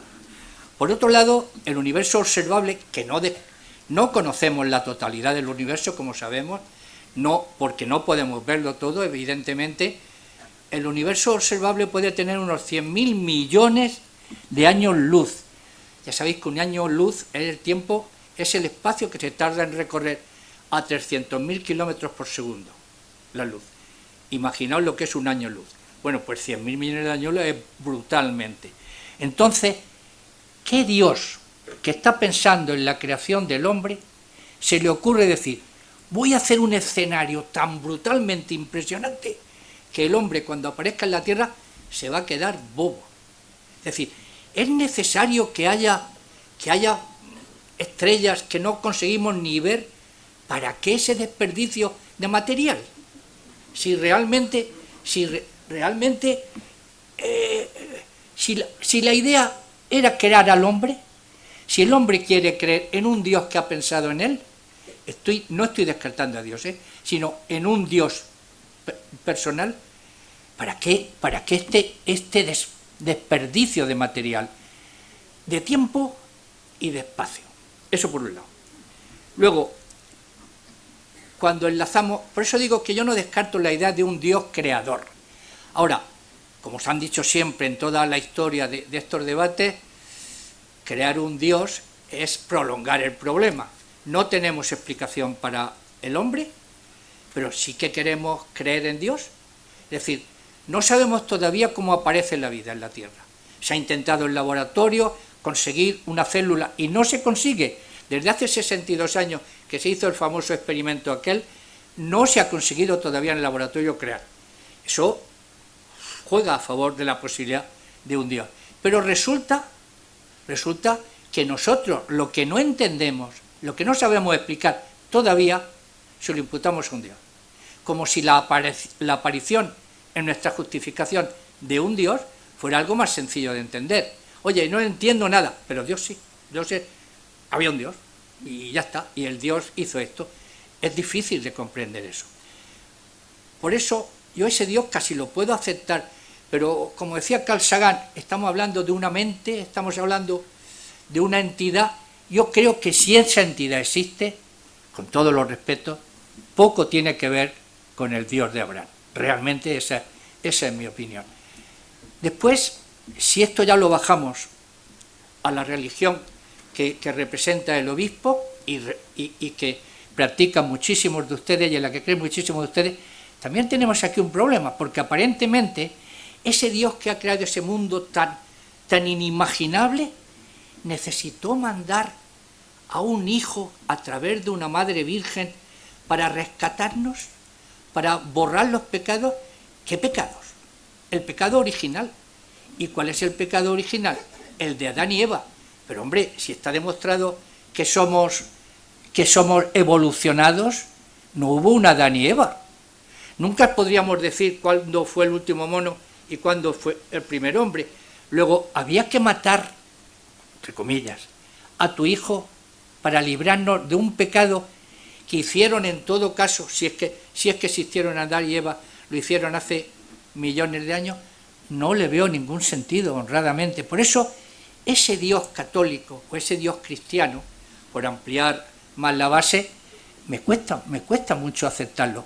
Tú estabas hablando hace un rato, José Ignacio, me estabas hablando ahora del ajuste fino. No lo has mencionado así, pero últimamente está de moda el ajuste fino. Es decir, cuando la Iglesia acepta la evolución de Darwin, se da cuenta de que choca un poco con el Génesis. Y entonces dice, no, pues vale. Entonces Dios creó el hombre a base de un proceso evolutivo. Pero ese proceso evolutivo nos lleva al mismo sitio, nos lleva a crear a Dios. ¿Vale? Correcto. Pero cuando tú dices, hombre, si estuviéramos a menos de 1 kilómetro, si en lugar de 23 grados de desviación la Tierra no la tuviera, si la Luna no ejerciera un efecto estabilizador sobre la Tierra, sí, no existiría el hombre, como no existe en la Luna, ni en Marte, ni en ningún otro sitio. Perfecto. Pero es que ante tantísimos millones de astros, ¿por qué no puede darse la casualidad de que la vida fuera casual en la Tierra porque se reunía una serie de condiciones de temperatura, de distancia al Sol, de oxígeno, etcétera, etcétera? Es decir, estamos hablando de posibilidades hoy por hoy no demostrables. Cuando yo era pequeño, si me hubieran dicho que el hombre iba a ir a la Luna, yo hubiera dicho, no es posible, no es posible. ¿Cómo va a ir a la Luna? Si hoy día no entiendo yo lo que es la televisión, yo no entiendo cómo puedo ver al Real Madrid en mi casa, no lo entiendo. Ni entiendo todavía cómo funciona un teléfono portátil. Entonces, pensar siempre en que eso es producto de un origen divino, me cuesta creerlo. La ciencia necesita tiempo y yo no sé que vaya a descubrir todo. Es más, creo que no descubriremos, que el hombre no tiene capacidad para descubrir este inmenso universo que nos rodea. Es tan extraño como decir que el perro o que el gato pueden entender nuestra vida y pueden entender los integrales matemáticos. Pues no, pues el hombre tampoco puede quizá alcanzar nunca la posibilidad de entender el mundo. Pero lo fácil, el camino fácil, es crear a un Dios que lo justifique. Y ahí es donde yo, ese tránsito, esa frontera de estar dudoso a creer en Dios, es lo que me cuesta aceptar. Muy bien. Pues yo creo que ha llegado el momento de abrir el diálogo a coloquio con las preguntas que puedan ustedes formular a los ponentes. Yo lo que sí pediría es mucha concisión y, por favor, ajustarnos al tema. Es decir, no vamos a hablar hoy de historia, de sociología, de eclesiología. Vamos a hablar de un tema que es tan importante, que es el más radical, que es el de la existencia de Dios. Entonces, preguntas sobre ese particular. Yo preguntaría a los dos. Para un agnóstico, ¿qué es la conciencia? Y para un católico bastante creyente, ¿qué es la conciencia?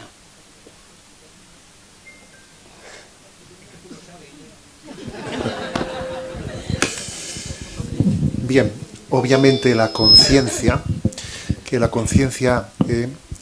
puede tener dos lecturas, o mejor dicho, dos perspectivas plenamente integrables, ¿no?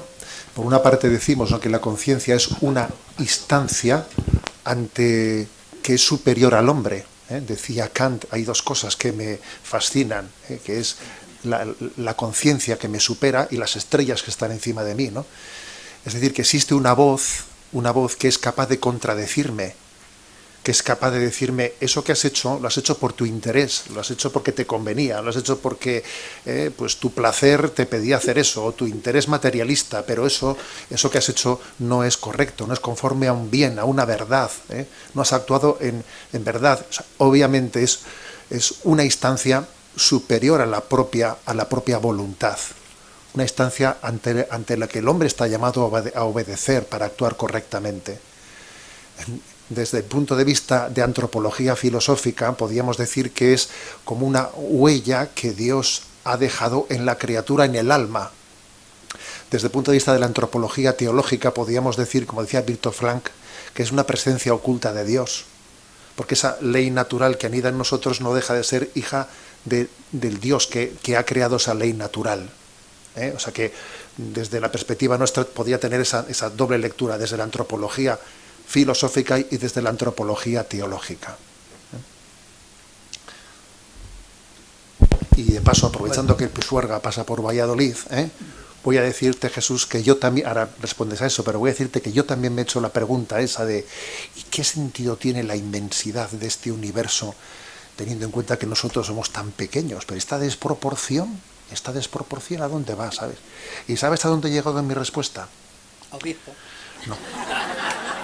Creo que esta respuesta es posible que la tengan aquí algunos sin ser monaguillo. Yo he llegado a lo siguiente. Creo que es algo que habla de lo desproporcionado que es el amor de Dios hacia nosotros. El amor de Dios es desproporcionado. Y para mí esto es un poco como la locura del enamorado. Cuando un enamorado se ha enamorado de una chica y se va a casar con ella y de repente hace locuras de amor, que de repente coge y pone el cartel en el puente que atraviesa la carretera y dice Maite, te amo. Y de repente dice, pero hijo de Dios, como todo el mundo hiciese esto. La locura del enamorado, esa es mi interpretación. Que esa desproporción tan grande, ¿no?, entre lo que es la inmensidad del universo y nuestro ser, creo que es un mensaje cifrado de lo desproporcionado que es el amor de Dios hacia nosotros. Pero bueno, esto aprovechando que el Pisuerga pasa por Valladolid con la conciencia. Hola. Debe ser un amor muy paciente, esperar 13.700 millones de años para consumarlo. Has preguntado conciencia. Yo distinguiría dos cosas: consciencia y conciencia. Conciencia es ser conscientes de las cosas y conciencia es darle un valor moral a las cosas.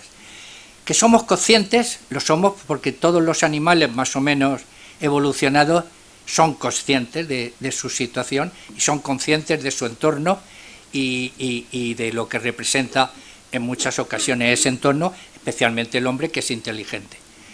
Conciencia, en cambio, tiene ya un cierto valor moral, y esa es una de las dudas más graves que tengo yo, porque realmente ese valor moral que le atribuimos los seres humanos a las cosas, ¿procede de la evolución realmente? Es decir, la evolución darwiniana ha conseguido que los seres humanos tengamos conciencia moral de las acciones, es decir, distinguimos lo que llamamos bien y mal simplemente por la evolución. Pues yo quisiera creer que que la evolución precisamente lo que trata es de conservar la especie, no el individuo. De ahí que queramos a nuestros familiares, a nuestros amigos, porque de alguna forma, queriéndolos, lo que hacemos es proteger el colectivo.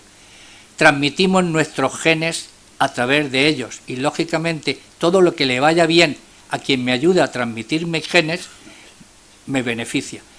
Pero ese salto para entender la conciencia, el valor moral de las acciones, me cuesta entender que sea solo natural. Es decir, la naturaleza, ¿por qué nos ha decantado a reconocer que matar está mal? Podía ser. Mi pregunta es si los seres primeros, los primitivos, tenían esa misma conciencia o ha sido una evolución cultural la que nos lo ha dado, ¿no? Así que no tengo contestación para esa pregunta. Me gustaría efectivamente despejarla algún día. Sí, buenas tardes. Yo, además de felicitar, quería agradeceros la oportunidad que nos habéis dado de este debate, porque la verdad ha sido un auténtico placer oíros, ¿no? No obstante, Monseñor, ha habido un momento en que la paz con que les estaba oyendo se ha turbado por un momento. Y ha sido, intento reproducir textualmente las palabras, y disculpe mi ignorancia si no he entendido bien la palabra dignidad, ¿no? Usted ha dicho, tenemos que afirmar a Dios, porque solo afirmando a Dios afirmamos el alma, y solo afirmando el alma hay dignidad. Esta mañana he tenido ocasión de hablar con 10 compañeros médicos que han estado en Turquía, en el epicentro del terremoto, y he dicho que venía hoy a este debate. Todos ellos se han confesado agnósticos. ¿Cree usted que esta persona ha sido digna con lo que han hecho? No has entendido, creo, bueno, no me he expresado yo bien. Yo lo que digo es que muchas veces, cuando se habla de la dignidad del ser humano, la afirmamos, pero sin mostrar en qué la fundamentamos.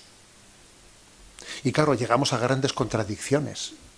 Como que esos compañeros tuyos hayan sido capaces de luchar por la dignidad de esos seres humanos de una manera tan heroica, y al mismo tiempo resulta que se dice que tenemos derecho a matar al ser humano en el seno humano, cayendo en esa contradicción. ¿Por qué? Porque en el fondo creemos en una dignidad, pero no hemos llegado a fundamentarla realmente. Entonces, realmente, la negación, como decía Julián Marías, ¿no?, que el olvido de la existencia del alma deja desprotegida la dignidad del hombre. Y a los hechos me remito, que no, con lo que he dicho antes, ¿no?, que nuestra cultura está personalizando a los animales y resulta que uno puede pues en este momento ser penalizado por cárcel por maltratar a un animal, y sin embargo se dice que acabar con la vida humana en el seno materno es un derecho. Y creo que en el fondo del olvido de la existencia del alma viene podríamos decir, ese sentirse desvinculado, desprotegido, que la dignidad del ser humano no está sustentada. Lo cual no quita que haya personas que, sin haber entrado en la razón última de en qué se sustenta la dignidad del alma, luchen por el hombre. Pero claro, con grandes contradicciones, ¿no? No por parte de sus compañeros, sino de esta sociedad, ¿no? Muy bien. Monseñor Munilla me ha dicho que... Sí. Dice que le pasen la palabra al joven. Sí, al joven hay que pasar la palabra. Y entonces, bueno... El joven tiene que preguntar. Al hablar de su currículum, me he olvidado que en su trabajo como obispo ha tenido dos preocupaciones fundamentales. Los jóvenes y su problemática. Fue responsable de pastoral juvenil en la Conferencia Episcopal Española. Su primera carta pastoral se titulaba Manda a la porra al porro. Y el segundo ámbito preferente de actuación han sido los medios de comunicación. Es decir, fue el responsable de medios de comunicación en el Consejo de Conferencias Episcopales Europeas durante 5 años. Entonces, bueno, él me ha dicho que le pasen al joven, que le pasen al joven. Bueno, y ahí se le ve esa vocación por el mundo de los jóvenes. Me gustaría preguntarle que cómo explicaría usted que poco a poco las nuevas generaciones sean cada vez menos creyentes, y que si esto siguiese así, en algún momento desapareciese, o hubiese la posibilidad de que desapareciese la Iglesia. yo mandé hace 2 o 3 días a redes sociales, ¿no? Pues una frase de San Juan Pablo II que descubrí estos días, que dijo: tenemos que apostar por la verdad, aunque volvamos a ser 12, decía San Juan Pablo II, ¿no? Decía él, aunque volvamos a ser 12. Bien, yo creo ciertamente que hay una razón última, ¿no? Hay una razón última, y es que decía Chesterton, y volvemos a citarlo, que la modernidad es politeísta. Es politeísta. O sea, el haber olvidado la existencia de Dios hace que nos entreguemos a falsos dioses. Adoramos a falsos dioses, ¿no? Y entonces, pues, no existe ateos, ¿no? Lo que existen es adoradores de falsos dioses. El dios placer, el dios dinero, o sea, son falsos dioses a los que estamos entregados, con lo cual en el fondo creo que hoy más que nunca existe, ¿no?, esa necesidad de cuando llegó San Pablo al Areópago de Atenas y vio que allí había, pues, altares a multitud de dioses, ¿no?, y vino diciendo: vengo a predicaros de un Dios que no está en ninguno de estos altares, que es el Dios trascendente, ¿no?, el Dios que creó cielos y tierra. O sea, creo que ha llegado ese día, y creo que por mucho que exista esta especie de anestesia, porque vamos a ser claros, ¿no?, una especie de anestesia colectiva, pues generada por la sociedad del bienestar, del placer, que parece que todas tus necesidades inmediatas, ¿no?, están cubiertas. Entonces, si todas mis necesidades inmediatas están cubiertas, ¿para qué necesito de Dios si lo tengo todo? Pero es que curiosamente tenemos todo y no tenemos nada. Justamente lo que nos falta es la razón de existir. Y esta es la paradoja, que nunca habíamos tenido una sociedad con todas las necesidades tan cubiertas, y nunca habíamos tenido, pues, unos datos como los que se han hecho públicos recientemente, con una tendencia suicida y autolesiva de los adolescentes como jamás había existido entre nosotros, ¿no? Dice uno, ¿y esta contradicción de dónde nace? Pues nace de que hemos sido creados para la trascendencia. Hemos sido creados para la trascendencia. Y entonces a alguien le puedes dar todas las necesidades del mundo cubiertas y le has dejado vacío. Entonces, claro, yo vuelvo a repetir una consideración que he hecho, ¿no? ¿Cómo se explica la trascendencia, el deseo de trascendencia, solamente por un proceso evolutivo? Porque se supone que el proceso evolutivo lo que hace es adaptar al hombre al entorno. Pues el hombre tiene un deseo de trascendencia que es un inadaptado en esta vida. O sea, luego hemos sido creados para una verdad trascendente, ¿no? Y por eso creo que, por mucho que pueda parecer, ¿no?, que el futuro es del ateísmo, estoy seguro que esta gran crisis brotará, y de hecho está brotando, porque lo curioso es que el proceso de secularización y de alejamiento de la fe está ocurriendo sociológicamente, pero está retornando muchas personas que tienen encuentros de fe y vuelven a creer. Yo alucino porque he hecho un cálculo que del 60% de los correos que recibo en el correo del programa de Radio María son de personas neoconversas, más del 60%. Es curioso eso, personas que han vuelto a creer. A uno diría, no, en Radio María, perdón, en el programa de Radio María, más del 60% son neoconversos. Joder, ¿cómo es eso? Es como si los que se alejan por el influjo sociológico se chocasen en la puerta de la iglesia con los que retornan porque han tenido encuentros personales con Dios. Solo que el primer influjo sociológico y el segundo son encuentros personales. Con lo cual yo creo que el futuro es la verdad, y creo ciertamente que la verdad está en Dios, que la verdad plena es Dios, y creo además que si existe un Dios y ese Dios es amor, es lógico que se revele, es lógico que se comunique, es lógico que haya hablado, que haya venido a nosotros para darnos su noticia, y eso es lo que ha hecho en Jesucristo. Y creo que la revelación de Jesucristo, pues, es la consecuencia lógica de un Dios infinito que es amor, y no se puede cruzar de brazos viendo como sus hijos sufren, ¿no? Creo que, por lo tanto, los jóvenes no tenéis que hacer, pues, tú y tus compañeros, estáis llamados, ¿no?, pues a testimoniar delante del mundo, ¿no?, que un joven de nuestro tiempo necesita tanto de Dios como un anciano, y un joven del siglo XXI necesita tanto de Dios como un joven del siglo VIII, ¿sabes?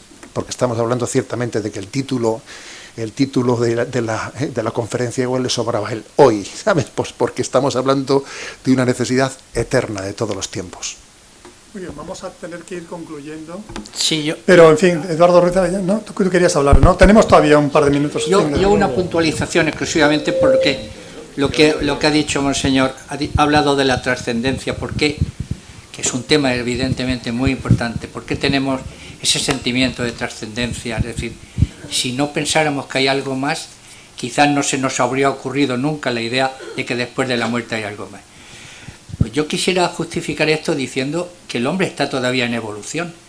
La evolución probablemente no se ha acabado.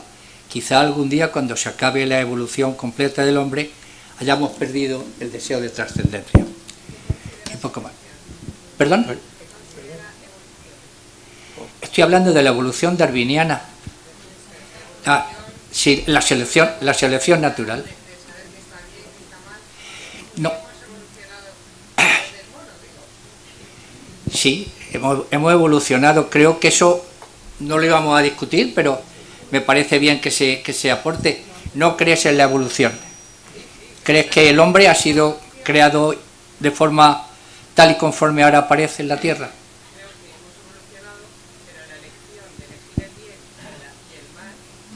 No procede de la evolución. Ya lo hemos hablado antes.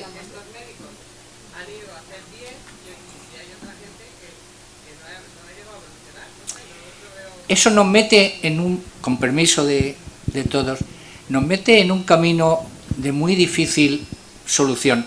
Estamos hablando del cerebro. Antes ha intervenido aquí, si no recuerdo mal, su profesión, un psiquiatra famoso de Alicante, y ha hablado del cerebro. Yo tengo mis dudas sobre el libre albedrío, lo que pasa es que no quiero complicar más la tarde, es decir, ¿realmente hacemos lo que queremos o estamos determinados? Porque el cerebro es tan complejísimo y sabemos tan poco de él todavía que ignoro realmente lo que se puede hacer. Lo que sí que tengo claro es que, por ejemplo, si yo tuviera el cerebro, porque la ciencia avanza mucho y la cirugía más, si a mí me trasplantaran el cerebro de Monseñor Munilla y el mío se lo trasplantaran a él, esta tarde, curiosamente, mi charla la habría dado él y yo habría dado la suya, absolutamente. Luego, al final, llega a la conclusión de que somos hijos de nuestro cerebro. Es nuestro cerebro el que manda en nosotros, no nosotros en él. No es fácil apartarse del cerebro y decir, te voy a examinar yo, porque te tiene que examinar tu propio cerebro. La libertad de elección, del momento en que yo soy determinista, creo que no hay libertad de elección. Es decir, si tú pones una cosa aquí y hay pendiente y determinar, tiene que pegar al otro porque hay una pendiente acá.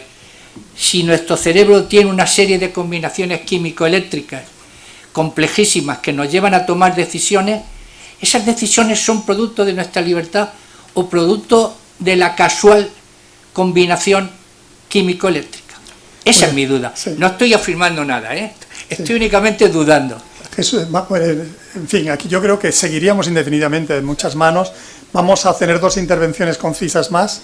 Al creyente le preguntaría qué hacía Dios antes de crear el mundo. Al no creyente, cómo empezaron a existir las cosas y por qué existieron.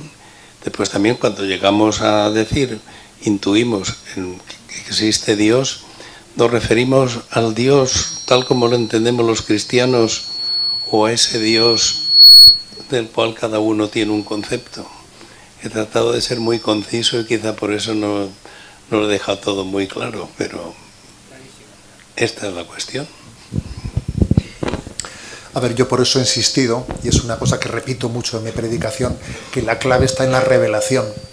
La clave está en la frontera entre la creencia y la increencia, está en la acogida de la revelación. Dios ha hablado, Dios se ha comunicado, Dios ha venido a nosotros, ¿no? Sí, bueno, exactamente, que responde al Dios que se ha revelado, ¿no? O sea, la fe nuestra es la acogida de la acción reveladora de Dios. Dios podía no haber creado el mundo, Dios podía no haberse revelado en su libertad, pues la creación no era necesaria para Dios. Las procesiones intratrinitarias sí son eternas y necesarias. La creación del mundo no, la revelación del mundo tampoco, pero de Dios al mundo tampoco, pero sin embargo sí que es coherente con el Dios amor que sobreabunda. Es como una fuente una fuente que sobreabunda y sale por todos los lados, ¿no? El agua, ¿no? Por lo tanto, yo creo que hay que entender esto, ¿no? Que la creación podía no haber acontecido, la revelación podía no haber acontecido, pero su razón, su explicación es bastante coherente y bastante lógica con la esencia de Dios, que es el amor. Y el amor es donación. El amor es precisamente se explica por la plena capacidad de compartirlo con los demás, ¿no? Luego existimos porque hemos sido amados. Con perdón de Descartes, que dice pienso, luego existo, yo diría, ¿no? Soy amado, luego existo. Existo porque he sido amado. Jesús, brevemente también, porque hay un señor allá que ha pedido muy vehementemente, le vamos a dar la última pregunta. Yo, mientras le llega el micrófono a esa última pregunta, casi contesto a los dos al mismo tiempo. Efectivamente, podríamos haber entrado en el terreno de la religión revelada. Fernando quizá con buen juicio nos dijo que nos redujéramos a la teodicea, es decir, a la existencia, una existencia de un Dios que justificara el mundo. Pero a mí me hubiera gustado efectivamente entrar, porque creo que donde más puedo profundizar mis dudas es en el cristianismo, ¿no? Tú hablas de Jesús, yo no niego la existencia de Jesús. Históricamente creo que existió. Lo que tengo dudas es de su resurrección. Sabes que para los judíos Jesús vivió y murió, pero no resucitó. Para los árabes sigue vivo. Para los cristianos murió y resucitó. De todas formas, yo tengo aquí unas líneas que me gustaría, si me da tiempo y Fernando me lo permite, que están escritas por una persona muy apreciada, seguro por muchísimos de los que están aquí. Dice: todo lector notará enseguida las diferencias entre los relatos de la resurrección de los 4 evangelios. Mateo, además de la aparición del resucitado a las mujeres junto al sepulcro vacío, conoce solamente una aparición a los 11 en Galilea. Lucas conoce solo tradiciones jerosolomitanas. Juan habla de apariciones tanto en Jerusalén como en Galilea. Ninguno de los evangelistas describe la resurrección misma de Jesús. Esta es un proceso que se ha desarrollado en el secreto de Dios, entre Jesús y el Padre, un proceso que nosotros no podemos describir y que por su naturaleza escapa a la experiencia humana. Esto es literal, escrito por un tal Joseph Ratzinger, Benedicto XVI. Es decir, no viene a dudar de la resurrección, pero sí que lo convierte en un misterio incomprensible para los humanos. Es que tienen que cerrar la sala, entonces vamos a hacer una última pregunta concisa y clausurar el acto. Esto seguiría, lo cual es una prueba del éxito y de la importancia del tema. A ver, intentaré ser breve. Toda la teoría es muy interesante, todo lo que aquí se ha expuesto. Yo voy a intentar ser más empírico, y es algo que no me han contado, que ha ocurrido en mi vida, en mi propia historia personal, ¿no? Una determinada etapa de mi vida yo tenía un vicio tan acendrado que no podía con aquello, ¿no? Tengo en común con Jesús, que también fue empleado de banca, y yo que conseguí sacar una oposición donde nos presentamos 30.000 para 100 plazas, en el pueblo me decían, tú no tienes nada que hacer. Bueno, pues voy a intentarlo. Que saqué un bachiller y una carrera universitaria, trabajando en el banco, que había podido con muchas cosas, con aquello no podía. Llegó un momento en que ya tiré la toalla. Como era algo imposible para mí, escapaba a mis capacidades humanas y yo tanta voluntad había tenido para otras cosas, con aquello no podía. Pues bien, dije, bueno, pues tengo que aceptarlo, soy muy orgulloso y tengo que aceptar que tengo esa debilidad y reconocerlo. Hasta que un día, y no en un momento cualquiera, en una vigilia pascual, pues en esa vigilia yo no sentí nada, yo no pedí nada, solo que pasó el tiempo y aquello desapareció. Pero desapareció y desapareció hasta hoy. No, tampoco quiero presumir. Entonces, si don Jesús tiene alguna respuesta para esto, pero yo no la tengo, porque no podía ser su gestión, puesto que yo había tirado la toalla. Para mí era imposible. Y si me permite, 2 puntualizaciones más. Antes ha dicho una frase, solo sé que no sé nada. Humildemente diría, Si solo sé que no sé nada, estoy en la inopia. Ni siquiera sé que no sé nada. ¿No será más bien una cosa sé que no sé nada y a partir de ahí, pues vamos descubriendo cosas? Y la última, también ha dicho que le gustaría creer. Pues estoy convencido de que su tocayo Jesús, antes del encuentro definitivo con él, le dará la oportunidad, como a tantos no creyentes, y famosos y no famosos. El padre de un amigo mío, pues hizo su primera comunión y última poco antes de morir. O sea que, es que, como Dios es amor, pues se muestra. Muchas gracias.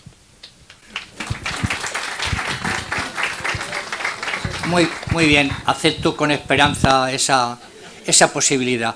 En cuanto a lo que le ocurrió, que yo he entendido que fue una conversión súbita, hay muchísimos testimonios de conversiones súbitas.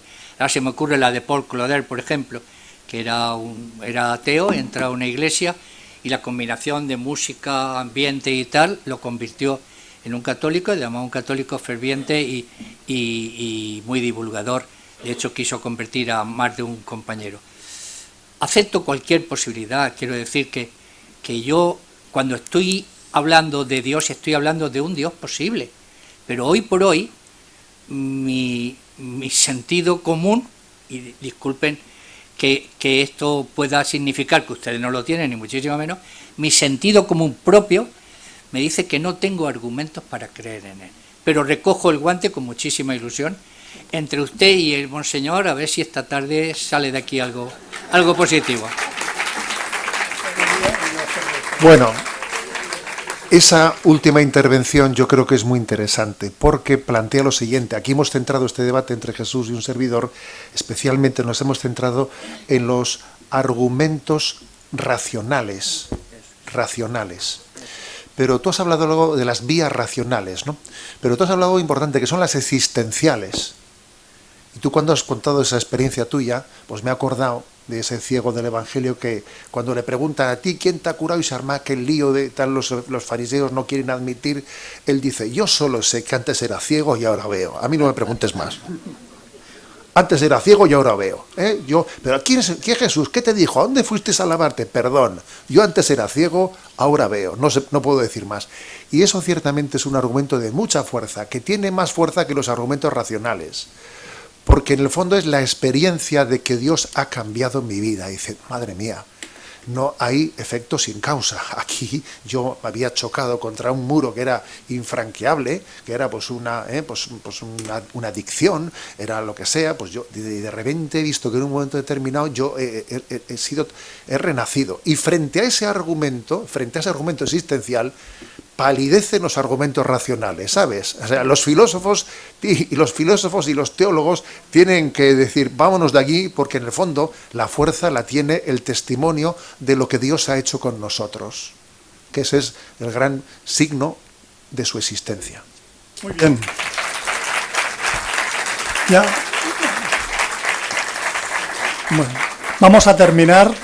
Yo me voy a ahorrar, he tomado muchísimas notas, pero no voy a hacer ningún resumen, a pesar de que no han tenido desperdicio las 2 horas que hemos pasado aquí. Simplemente una cita, tal vez de las menores de cada uno. Jesús en un momento dado ha dicho que el perro y el gato no pueden comprendernos. Es decir, cada reino de la naturaleza no comprende al superior. El mineral no comprende al vegetal, el vegetal al animal, el animal al humano, el humano no puede comprender al divino, por favor. Y por lo tanto, las vías, eso lo ha dicho Jesús, para llegar a Dios no son solo la razón discursiva, sino que son otras vías, la intuición, el conocimiento directo suprarracional, o es la vivencia interior de los místicos, de los conversos. He citado Edith Stein, Paul Claudel, García Morente, tantos y tantos y tantos, que han dicho que han conocido la verdad con mayúscula, cuando menos se lo esperaban muchas veces. Por tanto, que la razón discursiva no monopolice el tema de la existencia o no existencia de Dios, como ha dicho Jesús. Y Monseñor Munilla ha dicho una cosa también interesante, citado Benedicto XVI, y es que hay muchos agnósticos mucho más cerca de la verdad que creyentes rutinarios. Es decir, volviendo al mismo tema, muchos creyentes rutinarios están haciendo la apuesta a lo mejor desde la razón, desde la inercia, desde el miedo, como ha dicho él, es decir, desde la incapacidad de enfrentarse al vacío existencial, mientras que muchos agnósticos, pues en realidad, en un nivel profundo de su persona, son unos creyentes fundamentales y es lo que mueve sus vidas en la existencia de ese algo que no trasladan a la mente superficial o a la mente consciente. Muchísimas gracias a los dos por el tiempo de preparación, por la asistencia, por habernos enriquecido tantísimamente y muchísimas gracias también a todos ustedes por sus aportaciones y por haber realzado este acto con su presencia.